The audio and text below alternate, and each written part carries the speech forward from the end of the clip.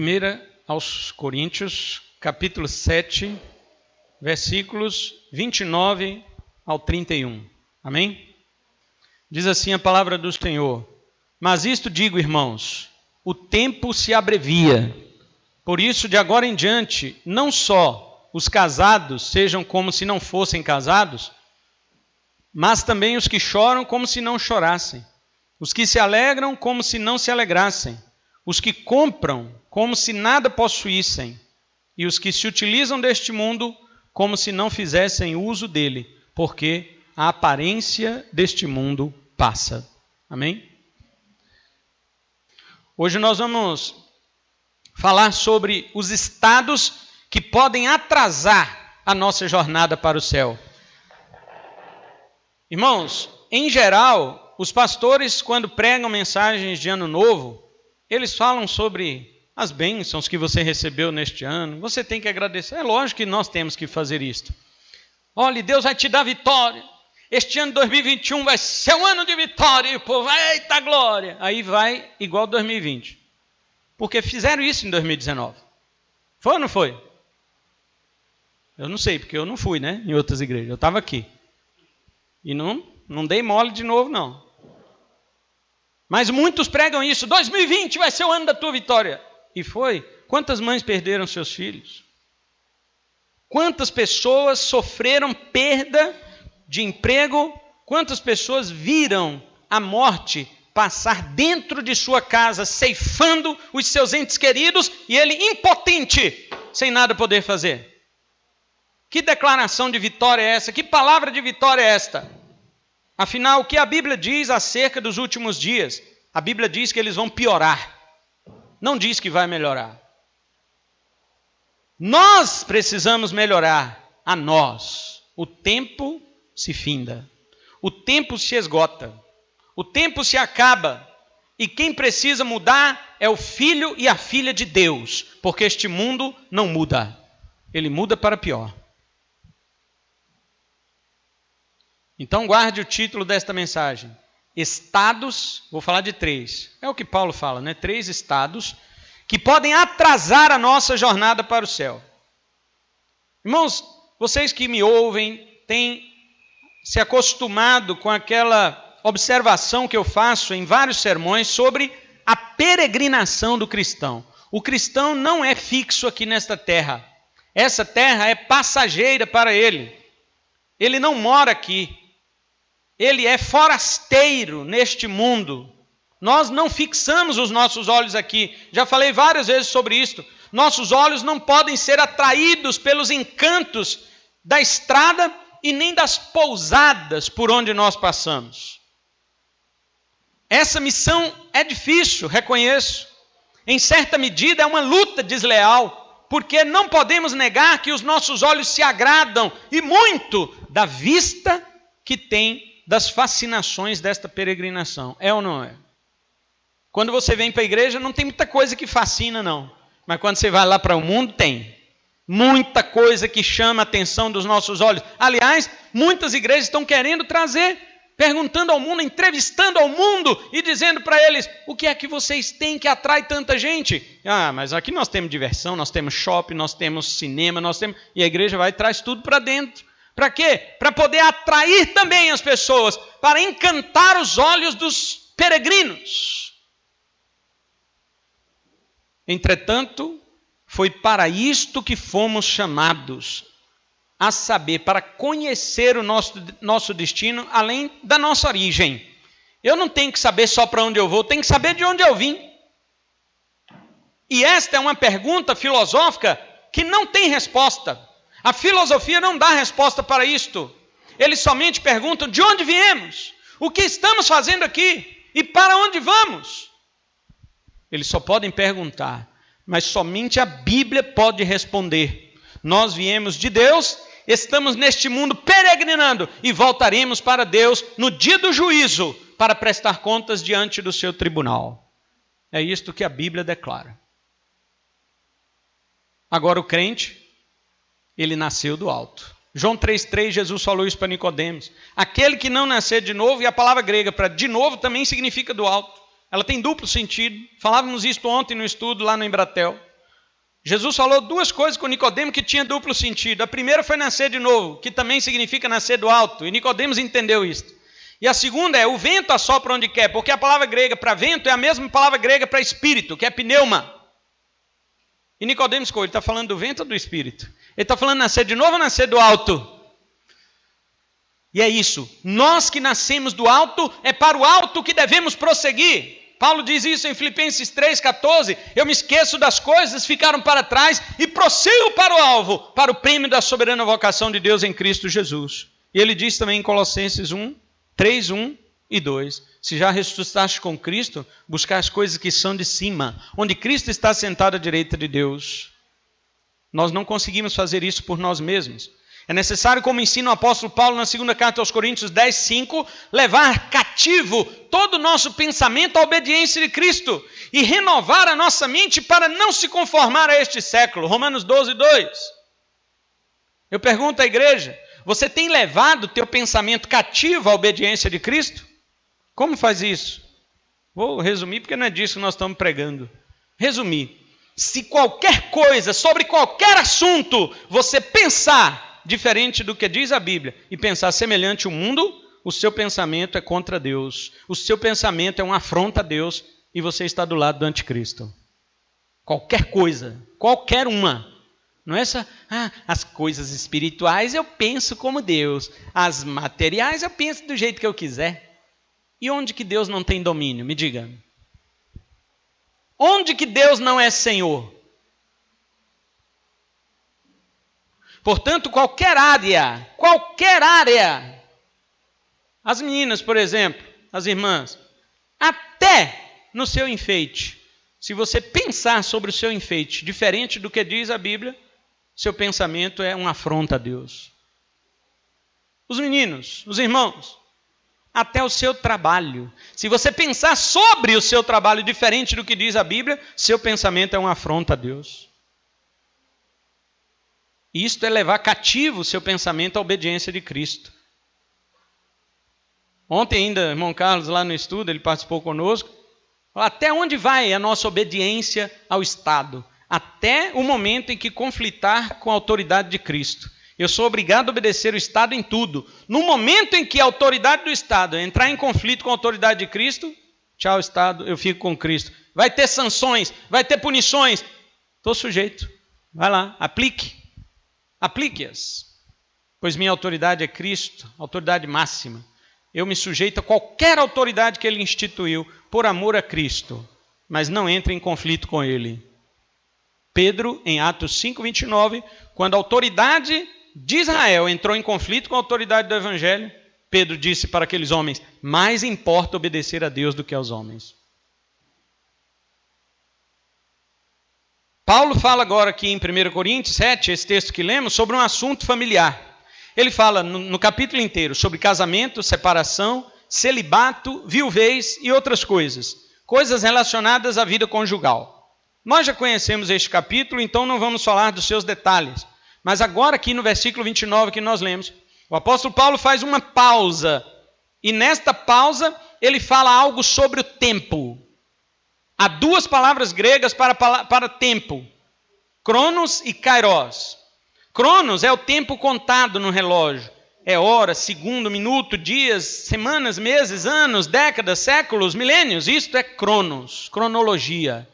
Agora, kairos significa a oportunidade exata. O momento exato. Cronos é o tempo de quantidade, kairos é o tempo de qualidade. Kairos é o tempo de inteligência, de sabedoria. É quando você, por exemplo, diz assim, eu sei o tempo de falar e sei o tempo de me calar. Isso é kairos. Não é que você vai dizer, vou ficar meia hora calado, mulher. Você fala aí, depois é minha vez. Não, isso aí é tempo cronos. E não é só meia hora que ela vai falar. Desculpa, irmãs. Queridos, Paulo diz, o kairos se abrevia. Ele diz que o tempo, kairos, está sendo abreviado. Agora, deixe-me dizer para você qual é exatamente a palavra grega para abreviado que está aí na nossa Bíblia. Esta palavra só acontece 2 vezes em todo o Novo Testamento. Esta palavra só acontece de novo, além daqui, de 1 Coríntios 7, 29, somente em Atos 5, versículo 6, onde diz que os jovens diáconos embrulharam o corpo de Ananias, que mentiu para o apóstolo Pedro e para o Espírito Santo e tombou morto dentro da igreja. Vocês conhecem essa história, né? Ele mentiu dizendo que havia vendido o terreno dele por um preço X, quando na verdade havia vendido por Y. E Pedro disse: Ananias, Satanás encheu o teu coração para mentir contra o Espírito Santo. E aquele homem tombou morto dentro da igreja, irmãos. E os jovens diáconos se levantaram, pegaram o corpo morto daquele homem e embrulharam. Esta palavra embrulhar é a mesma palavra que Paulo está dizendo aqui em 1 Coríntios 7, 29. O tempo está sendo embrulhado. O tempo está sendo enfaixado para ser enterrado. É isto que o apóstolo está dizendo. Como diz na versão BTX, que é a Bíblia textual, ela diz amortalhado. Está sendo vestido de mortalhas, de faixas para defunto. É isto que está acontecendo com o tempo.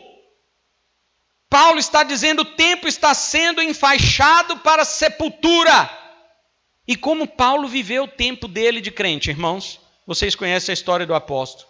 Ele viveu sua vida baseado na seguinte verdade: o mundo é transitório, o mundo é passageiro, mas muito mais do que isso, ele não apenas dizia que o mundo era passageiro, mas aproveitou o seu chamado apostólico para cumprir totalmente a vontade de Deus. Aqui estão duas coisas que você e eu precisamos fazer em relação ao tempo. Saiba que ele está sendo enrolado para a sepultura, mas não fique parado. Faça alguma coisa para Deus. E a primeira coisa, o primeiro estado que nós vamos ver, 3, que muitas vezes paralisam os crentes, que muitas vezes impedem a nossa caminhada para a realidade do mundo vindouro, neste palco de cenas passageiras que é o mundo presente. Primeiro, o estado civil. Paulo fala primeiro do estado civil. Ele diz: os que são casados sejam como se não fossem. Paulo está dizendo, tendo em vista, irmãos, que o tempo está sendo amortalhado, tendo em vista que o tempo está sendo embrulhado, enfaixado para a sepultura, a primeira advertência ele faz para os casados. Ele diz o seguinte: vivam como se vocês não fossem. Mas espera lá, será que o apóstolo Paulo está entrando em contradição consigo mesmo? Claro que não. O apóstolo não está recomendando a negação das responsabilidades matrimoniais. O que ele está dizendo é que os que têm compromisso conjugal não se envolvam nesta obrigação de modo a se esquecerem das coisas realmente prioritárias. Seu casamento é um impedimento para o reino de Deus? Cuidado! O casamento é legítimo. O casamento é a primeira instituição dada por Deus, lá na criação. Gênesis 2, 24. A primeira instituição que Deus fez chama-se casamento. Ela é uma instituição divina. Mas você sabe o que acontece? O nosso primeiro pai usou esta instituição para acusar Deus diante da sua desobediência. Ele disse: a mulher que tu me deste por companheira, ela me deu da árvore e eu comi. Adão usou algo legítimo para deslegitimizar a Deus. Isso é uma afronta. Toda vez que você usa o seu casamento como desculpa para não fazer o reino de Deus, é uma afronta como a de Adão. As obrigações familiares não podem servir de pretexto para ignorar o reino de Deus e nem deixar para trás. Veja o que Jesus disse àquele jovem que ele havia convidado para segui-lo, né? Jesus falou: segue-me. O que o jovem respondeu para ele? Lucas 9,60, tradução brasileira, diz assim: ele falou assim: não, Senhor, deixa primeiro eu sepultar meu pai. E Jesus disse o que para ele? Deixa que os mortos enterrem os seus mortos, tu, porém, vai e anuncia o reino de Deus. De igual forma, Jesus também disse para aquele que lhe pediu para se despedir antes dos seus familiares, a fim de depois seguir a Jesus. Olha a resposta de Jesus para ele: ninguém, tendo posto a mão no arado e olhando para trás, é apto para o reino de Deus. Você acha que você é apto para o reino de Deus uma vez que você fez um compromisso com Jesus e agora olha para trás? Você acha que é apto? Jesus diz que não é. E ele diz mão no arado. Você sabe como funcionava o arado antigamente, que não tinha essas máquinas hoje, né? Que elas são todas mecanizadas, computadorizadas, que fazem os sulcos corretamente na terra? Não, antigamente o cara puxava o arado, ele ia na frente puxando os discos do arado por atrás de si, e ele tinha que caminhar em linha reta para que os discos fizessem também os sulcos retos na terra para que ele plantasse. Se ele olhasse para trás, então tudo aquilo, ele perdia sua direção, ele não andava retamente. Então aquelas fendas que os discos faziam para a plantação ficavam tortas na sua fazenda, na sua terra. E Jesus diz, não é apto para o reino de Deus. Você pegou o arado de Deus? Você pegou um compromisso com o Senhor? Não olhe para trás. A questão é que o casamento envolve fases. Ele tem a fase da paixão, da lua de mel, tem a fase da adaptação, tem a fase dos desencontros e tantas outras que nós sabemos que existem. E todas elas têm algo em comum. Elas atrasam a nossa caminhada caso não estejamos atentos. Lembra daquela parábola que Jesus Cristo contou? Que o rei fez uma festa e chamou os convidados e um deles disse o quê? Eu não posso ir, por quê? Eu me casei. A lua de mel dele foi um obstáculo para atender o convite do rei. Já o outro, ele está em brigas e ele fala, não posso porque eu estou brigando com a mulher. Todos os momentos do casamento serão obstáculos para o reino de Deus se nós não vigiarmos. Não interessa se ele está um bom momento, se está mais ou menos, se está ruim, ele sempre será se nós não vigiarmos. Paulo diz, casados, sejam como se não fosse. Não é que você vai anular sua responsabilidade, mas entenda que nada disto pode servir de desculpa para o reino de Deus ficar para trás. A constituição de uma família é algo muito importante, mas é perigoso, porque assim como o trabalho, a família também pode ser um empate na questão da importância para o reino de Deus. Veja bem, tem pessoas, maridos que trabalham por muito tempo fora e tal, viajam, alegam o seguinte para a família, não estou nem dizendo para a igreja, ele fala para a mulher, para os filhos, olha, eu estou cansado, eu não tenho tempo, eu fico muito tempo fora, outros fatores decorrentes do trabalho prejudicam ele em casa. Agora imagina isso, se não prejudica no reino de Deus. Então o que Paulo está dizendo é que os casados não se permitam ser ensimesmados, não se permitam ser envolvidos em seu casamento, seja coisa boa ou ruim, de modo que o reino de Deus fique abandonado ou prejudicado. Não deixe o casamento, não. Mas também não permita que ele seja um obstáculo para aquele a quem realmente deve ser dedicado o nosso tempo. O casamento é um empréstimo. Lá no céu não vai haver casamento. Mateus 22:30, Jesus fala, no céu não se casa nem se dá em casamento, mas serão como anjos. Portanto, o casamento é só aqui na terra, e ele deve ser para a glória de Deus, e não para um obstáculo ou impedimento do casal no reino de Deus. A desculpa de ter um cônjuge para desobedecer a Deus vem lá do Éden, como eu falei. Então lembre, não imite Adão. Ah, Senhor, não estou fazendo tua obra porque é a mulher que tu me deste. Aí a outra fala, não, ele não faz porque ele não quer. E fica um jogando sobre o outro. Não é verdade? Lembrem-se, o tempo está sendo amortalhado para seu enterro e nós seremos cobrados pelo que fizemos desta oportunidade para a glória de Deus. Eu quero um 2021 diferente. Por quê? Será que é o tempo que tem que ser diferente? Ele está sendo embrulhado. Ele está sendo amortalhado. Não é ele que tem que ser diferente. Não é 2021 que tem que ser diferente. Não espere melhora política, não espere melhora médica, não espere melhora de justiça. Tudo que provém do homem sem Cristo provém de um coração pecaminoso e, portanto, será sempre um veneno para a sociedade. Não espere isto. Olhe para o alto. É de lá que vem a tua redenção.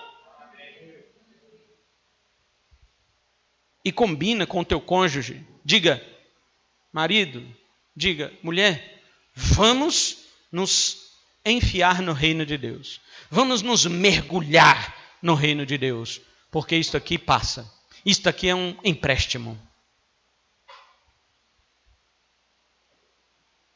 Então, espero que os irmãos tenham entendido esta parte. Não é deixar as responsabilidades, mas sim assumi-las de tal modo que o reino de Deus também seja realizado. Segundo estado que atrapalha a caminhada cristã. O primeiro é o estado civil. Porque quando eu falo de casado, né, o solteiro fala, ainda bem que eu sou solteiro, não tem nada que me atrapalha, mas faz o reino de Deus? Faz? Olha a minha pergunta. Porque dizer assim, não tem nenhum marido para me atrapalhar, não tem mulher para me atrapalhar. Mas a pergunta, você faz o reino de Deus? Já que você não tem ninguém para atrapalhar, como é que está você no reino?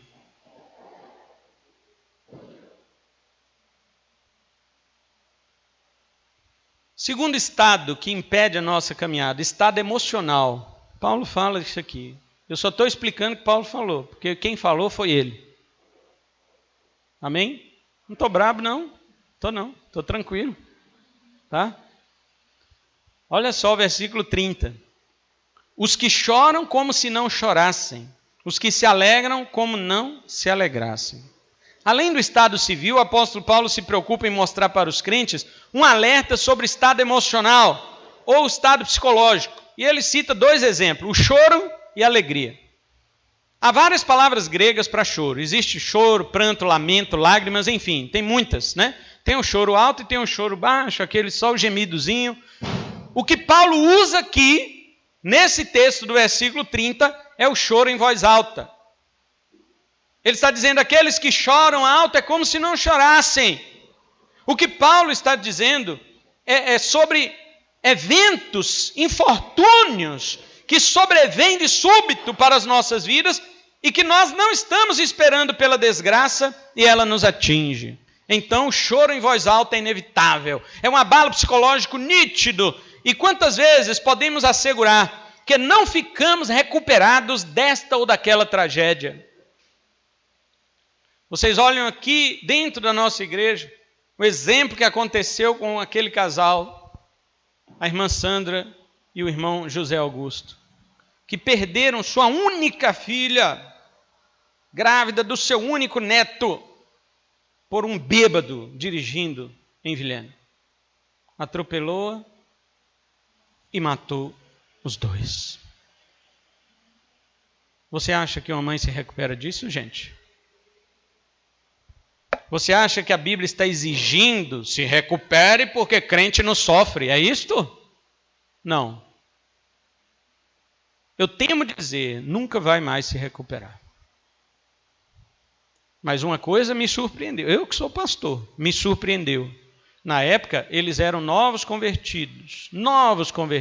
Tinham acabado de se batizar.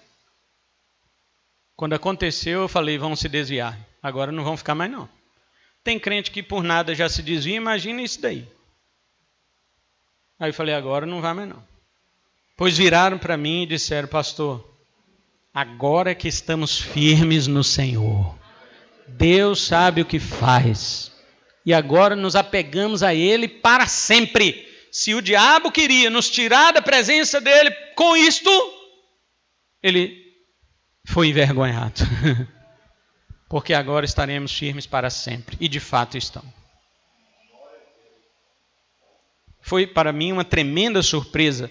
Mas olha, Paulo está dizendo o seguinte, ele não está fazendo descaso do sentimento que oprime, ele não está sendo negacionista, ele não está menosprezando os irmãos por suas infelicidades, ele reconhece que isto acontece, inclusive Paulo mesmo foi vítima das maiores adversidades que podem sobrevir a um cristão. Depois você lê em casa 2 Coríntios 11, a partir do 23, você vai ver quanta coisa Paulo sofreu, embora no caso dele fosse por amor a Cristo, não é? De toda forma, ele reconhece as aflições do tempo presente. Romanos 8,18, ele fala das aflições do tempo presente, que não se comparam com a glória que há de ser revelada. 2 Coríntios 4,17 também. Entretanto, Paulo diz, os que choram, seja como se não chorassem. Ele diz, não pare no choro. Não deixe que o choro pare sua caminhada. Você é um peregrino e estas coisas acontecem com peregrinos. Estas coisas acontecem com forasteiros. Forasteiros também sofrem acidentes. Forasteiros também sofrem atentados. Mas isso não pode parar a caminhada. Ele tem um lugar para chegar. E Paulo é isto que está ensinando. Ele diz que tem crentes que por terem sofrido até justificadamente mais do que a maioria, paralisa no reino de Deus. Irmão, e aí, irmão? Ah não, pastor, ainda estou de ressaca do meu sofrimento. 10 anos, 20 anos. Ah não, pastor, você lembra o que aconteceu e não sei o quê? As pessoas ficam paralisadas pelo seu estado emocional. Paulo diz, não faça isto. Há muito que o tempo vem sendo amortalhado. Há muito que o tempo vem sendo enfaixado para a sepultura. Ele está sendo embrulhado com seus panos cadavéricos. Não permita, não fique pelos cantos lamuriando, sentindo pena de você mesmo, com um espírito autoindulgente, de autocomiseração. É como se não chorássemos. Vamos para a próxima fase. Cristo breve vem. Não temos tempo de ficar lamentando as nossas angústias. O peregrino sabe o quanto ele sofre, mas ele não pode ficar parado olhando para as suas feridas. De igual modo, ele fala da alegria também. Ele diz, os que se alegram como se não se alegrassem. Porque o cara está lá festejando, tudo deu certo, vendi minha casa até com preço maior do que eu esperava, agora eu vou fazer um churrasco, vou chamar a galera, eu vou chamar a turma do serviço, da igreja, os parentes, eu vou festejar. Será que a alegria também é um entrave para o crente peregrino? Sim, meus irmãos, e digo com todo temor a vocês, se a tristeza por um lado paralisa o cristão por causa da angústia que o deixa cansado e desanimado, não seria a alegria uma enorme distração?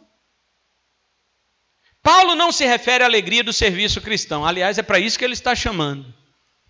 Se eu estou trabalhando para Deus e isso me causa alegria, esta é a verdadeira alegria. Agora tem alegrias neste mundo que são passageiras e tem muitos crentes paralisados por elas. Paulo faz referência àqueles momentos de sucesso terreno que às vezes nós obtemos em nossa jornada.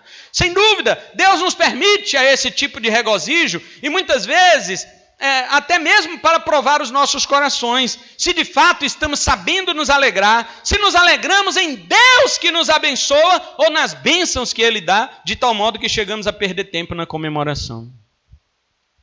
Eu sempre cito aquele exemplo do filme Percy Jackson e o Ladrão de Raios. Aquele filme, tem uma parte dele lá que o Percy Jackson e seus amigos, né? Ele tem que devolver os raios lá para Zeus, alguma coisa assim, mas ele tem que partir por uma longa jornada. No meio dessa jornada tem um ambiente de festa, um salão de festas, e eles entram ali porque tem que passar por ali para continuar a sua jornada. E quando eles entram ali, é servido algumas taças. Dentro daquelas taças tem o néctar da flor de lótus. E todos que bebem daquele néctar se deliciam com o sabor dele, mas não percebem que naquele néctar existe uma anestesia que paralisa aquela pessoa dentro daquele salão de festas, de modo que passa 1 semana, 2 semanas, 1 mês, 2 meses, 1 ano, 2 anos, 10 anos, e ele acha que é só alguns minutinhos que ele está ali brincando. E quando ele, se por acaso sair dali, quando ele sair, ele vai ver o tempo que ele perdeu. Muitos crentes estão saboreando a flor de lótus deste mundo. Muitos crentes estão embevecidos pelo néctar da flor de lótus de Satanás. E têm se distraído em suas festas, distraído em suas algazarras, em suas conquistas, em seus papos maravilhosos diante de parentes, diante de amigos. Eu conquistei isso, eu tenho aquilo, eu fiz churrasco para isto, eu fui jogar isto e ganhei aquilo. Enquanto o tempo passa, enquanto o tempo está sendo amortalhado, enquanto o tempo está sendo preparado para o seu funeral. E essa alegria compensa? Quando se acabam os dias de festa, só aí você percebe quanto se atrasou na caminhada. Já vi muitos crentes desviados que ao voltarem eles disseram: meu Deus, quanto tempo eu perdi na minha vida. O apóstolo quer que olhemos para o tempo, sendo enrolado para o seu enterro, e não que percamos tempo em nossas longas celebrações de alegrias passageiras, enquanto sofremos ou nos alegramos aqui na caminhada. Claro, temos que obedecer aquele mandamento de Romanos 12:15. Alegrai-vos com os que se alegram e chorai com os que choram.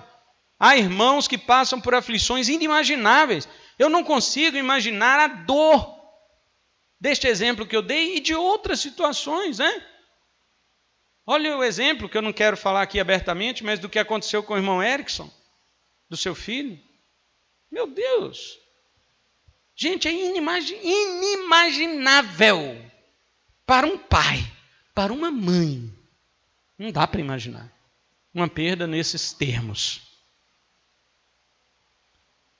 E a Bíblia diz, chorai com os que choram, alegrem-se com os que se alegram. Mas Paulo está dizendo aqui, não fique parado em sua caminhada por conta destes acontecimentos. Paulo não está sendo grosseiro. Ele só está sendo urgente. Vamos, pessoal, vamos. Assistam depois o filme chamado O Peregrino. É de um livro de um puritano, pastor chamado John Bunyan. Um pastor puritano que foi preso, né, durante os tempos das guerras dos protestantes contra os católicos na Inglaterra. Ele ficou preso muito tempo e na prisão ele escreveu este livro. É um best-seller do cristianismo. É um dos livros mais lidos no mundo depois da Bíblia. E tem um filme dele, O Peregrino. Conta a história de cristão, um homem que tem sua jornada da terra para o céu. E é mais ou menos isso que eu estou falando. Quanta coisa interfere na vida dele para ele deixar o alvo e se envolver com sua caminhada. Último estado que eu quero falar. Já falei do estado civil, o estado emocional e agora o estado material. Paulo também diz aí, parte B do 30 e o 31, ele diz, os que compram como se nada possuíssem e os que se utilizam deste mundo como se não fizessem uso dele. Vamos lá. Depois do estado civil e psicológico, Paulo agora passa a nos alertar sobre o estado material. Ele fala de comprar e usar deste mundo. A palavra grega para comprar é agorazo, isto é, ir ao mercado, ou mercadejar, negociar, vender e comprar, etc. Mais uma vez, não tem nada errado com isso. Nada tem de errado em você comprar, vender, negociar, nada. Aliás, é através disso que nos advém grande parte dos nossos lucros e empreendimentos. A questão é como nós ficamos depois disto. Os irmãos estão atentos? Amém? Como é que você fica depois de seus negócios? Paulo diz que os que negociam é como se não possuíssem. Veja bem, ele não diz os que negociam como se não negociassem. Igual ele havia dito, os que choram como se não chorassem. Os que se alegram como se não se alegrassem. Ele podia ter dito, os que compram como se não comprassem. Não é isso que ele diz. Ele diz, os que compram como se não possuíssem. Por que ele está dizendo isto? Porque grande parte do problema do nosso coração é que nós endeusamos aqueles dividendos que lucramos em nossas negociatas. Pastor, eu fiz um negócio aí, me dei bem, cara. Vamos lá para você ver? E aí quando vai lá, ora aqui, que eu quero abençoar isso aqui. Como é que foi que você fez isso aqui? Rapaz, o cara não sabia não, mas eu passei a perna nele ali, ó. Isso é bênção de Deus. Deus me abençoou. E o cara idolatra, ele endeusa aqueles dividendos com que ele lucrou, ou quem sabe endeusa a si mesmo. De que maneira? Uma vez que o sentimento de possuir toma conta do nosso coração, automaticamente ele nos leva a competir com Deus, o supremo possuidor de todas as coisas.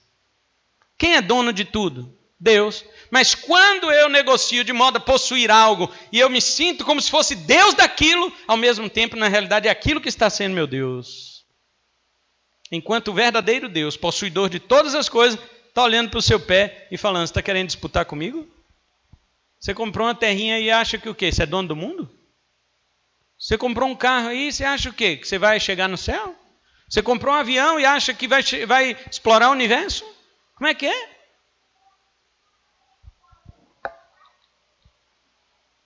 Lucros e negócios certeiros são uma verdadeira isca que se nos apresenta para nos tirar da rota celestial.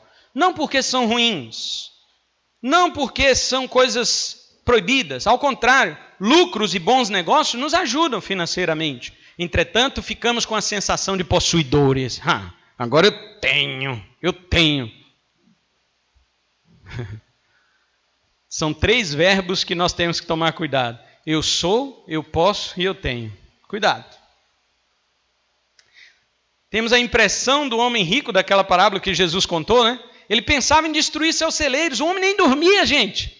Ele tinha celeiros grandes. Mas ele não dormia porque ele queria destruir os grandes celeiros que ele tinha para construir outros maiores. Igual me sugeriram para fazer com a igreja.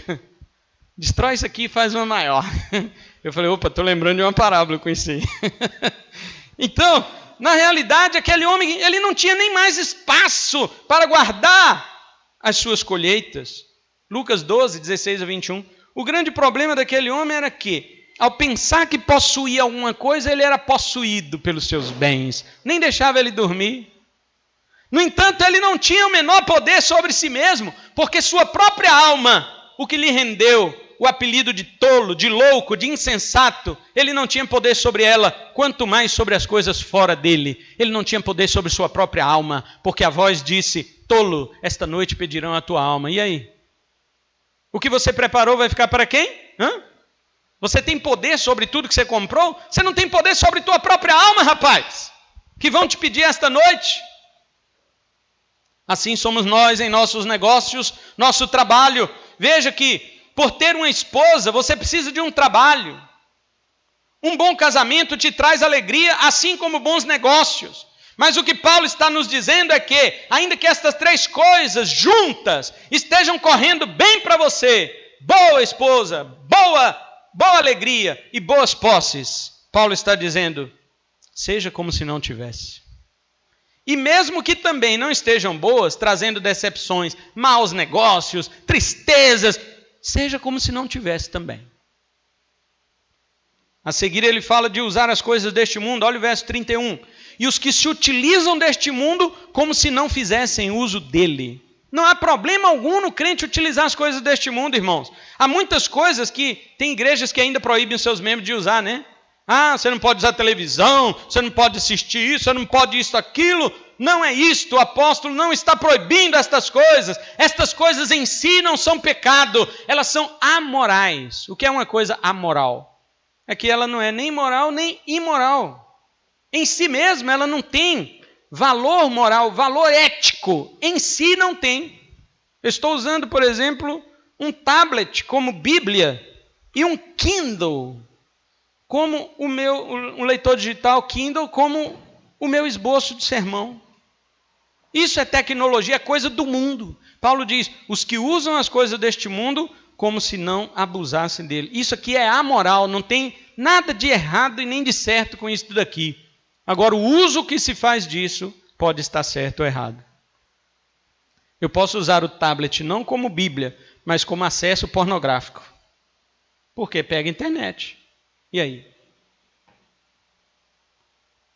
Eu posso usar o meu Kindle não para comprar livros digitais cristãos, lançar aqui meus esboços de sermões para trazer para a igreja, mas sim para outras utilidades mundanas. Adquirir livros ímpios para encher minha mente com as coisas deste mundo. Em si, isto aqui é amoral. O uso que eu faço dele pode ser moral ou imoral. Paulo está dizendo os que usam as coisas deste mundo como se delas não abusassem. Esta é a palavra grega. O crente usa todas as coisas para a glória de Deus. Coisas que em outras mãos seriam pecado, nas mãos do crente é uma benção. Não tem aquela história que, não sei quem falou, acho que era uma propaganda, né? Está vendo essa bola de basquete? Na minha mão ela não é nada, mas na mão do Michael Jordan, não é? Você está vendo? Aquilo ali foi fenômeno. Fenomenal. A mesma coisa. O mundo faz uso de todas as coisas que eles têm para o pecado. O crente pode usar todas elas para a glória de Deus. É isso que Paulo está dizendo. Crente pode usar televisão, crente pode usar rede social, crente pode usar carro, cartão de crédito, pode usar enfeite, perfume, pode viajar, pode ter lazer, pode ir para o cinema, pode ir para a praia, pode. O crente pode. Nada disso é pecado. Mas ele usa duas palavras gregas entre usar na minha versão diz como se não fizessem uso, mas no grego é usar e abusar. Lá no grego está escrito isso, verso 30. Os que usam deste mundo como se não abusassem. Ou seja, a palavra grega para usar é kromenoi e abusar é katakromenoi. Kata quer dizer estar por baixo. Paulo está dizendo que as pessoas que não sabem usar as coisas ficam por baixo delas. Na verdade, elas que nos usam. O problema do abuso é estar envolvido. Todas estas coisas que citamos e muito mais, elas não são pecado, mas é preciso ter vigilância para não abusar, para não estar abaixo dela, para não ser escravo daquilo que você usa. Uma coisa é você fazer uso da pós-modernidade e outra coisa diferente é você ser um fantoche do pós-modernismo. Olha o final da palavra, modernidade, é o que está acontecendo, são as evoluções, são a tecnologia. Agora, modernismo, isso é ideologia, cuidado, não pense como este mundo. Como alguém disse uma frase, né? O dinheiro, por exemplo, o dinheiro é um ótimo empregado, mas é um péssimo senhor. Se você for senhor do dinheiro, é bom você ter, mas se você for escravo dele, não presta. E isso com todas as outras coisas. Concluindo o sermão, porque já é 5 minutos para 2021. Quero usar a frase final de Paulo. Olha o que ele diz, a última frase do 31. Por que tudo isso Paulo está dizendo?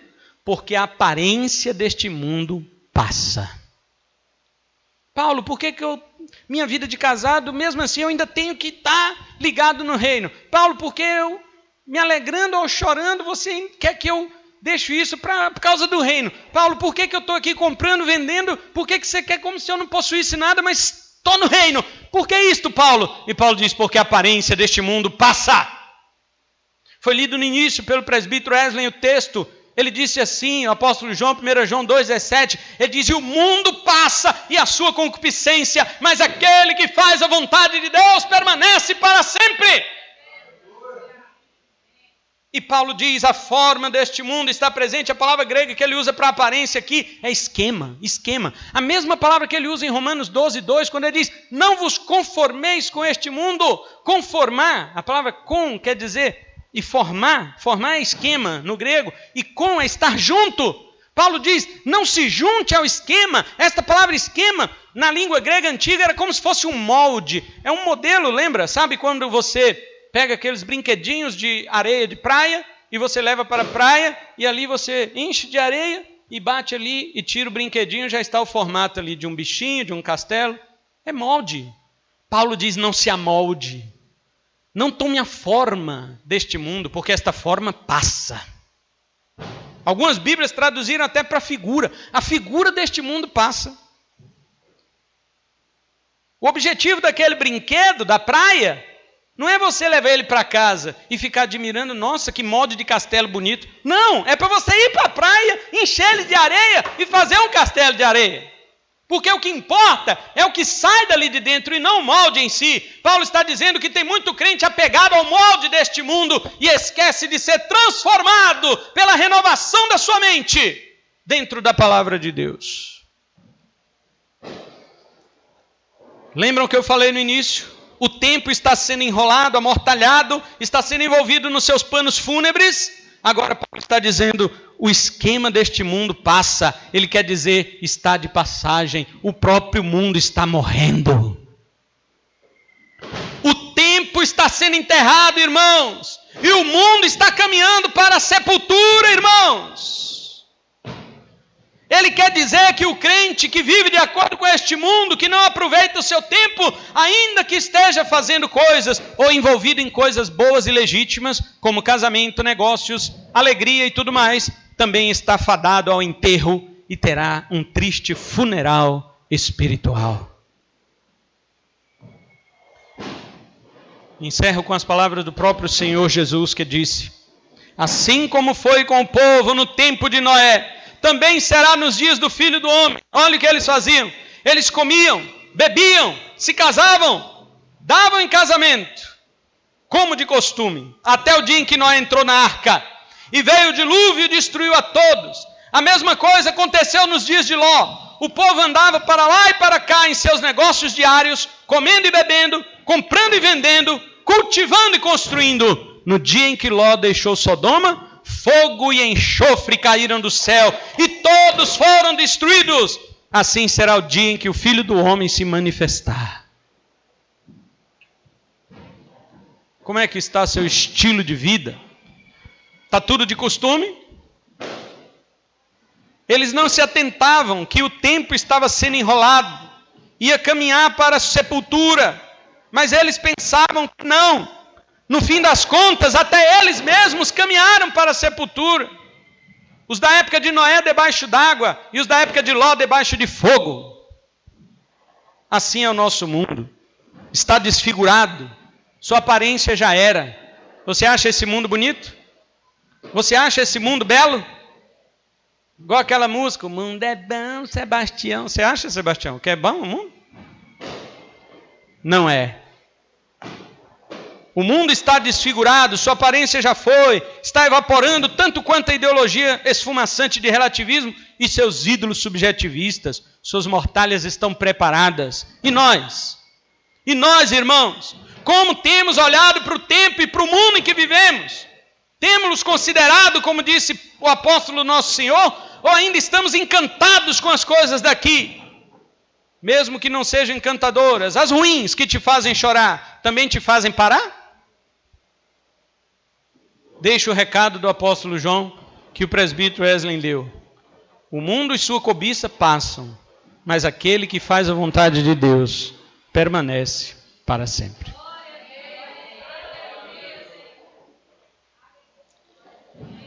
Digo a você, não queira um bom 2021. Queira uma nova natureza em você. Não queira um 2021 diferente, seja você diferente. Não queira um ano novo, agora sim, cheio de vitória. Não. Seja você um lutador, o guerreiro. Mas lembre-se, você nunca pode vencer uma só batalha sem Cristo. Uma só. Sem Ele, não. Provação vai, provação vem. Aí quando ela vai, você acha que venceu? Não. Sem Cristo não se vence. São apenas ilusões. A verdadeira vitória está com Cristo. Sabe por quê? Porque o pior inimigo do homem é o seu pecado. Não é os problemas, não. Pastor, ora por mim que eu estou com um problema. Mas qual o problema? Teve um problema no meu casamento, estou com problema disso, daquilo, de outras dívidas, de não sei o quê. Não, meu filho, tem coisa pior. Tem coisa pior te aguardando lá no inferno. Tem coisa pior, tem um inferno eterno que nunca mais vai ter fim. Como diz o pastor Isaac, tem como não ir para lá, mas se for, não tem como sair. E você está preocupado com o problema daqui? Se esse é o problema maior do homem, a pergunta correta que o homem deveria fazer é o seguinte: pastor, qual é o problema então que está me levando para esse lugar? E a resposta é simples pela palavra de Deus. Esse problema é o pecado. E somente em Cristo é que você pode resolvê-lo. Fora dele não tem como. O que eu desejo não é em 2021, isso aí não. Eu desejo que você seja transformado para o ano que vem. Que já é agora, né? Já é esse ano. Você seja transformado para este ano. E não este ano ser transformado para você. Amém?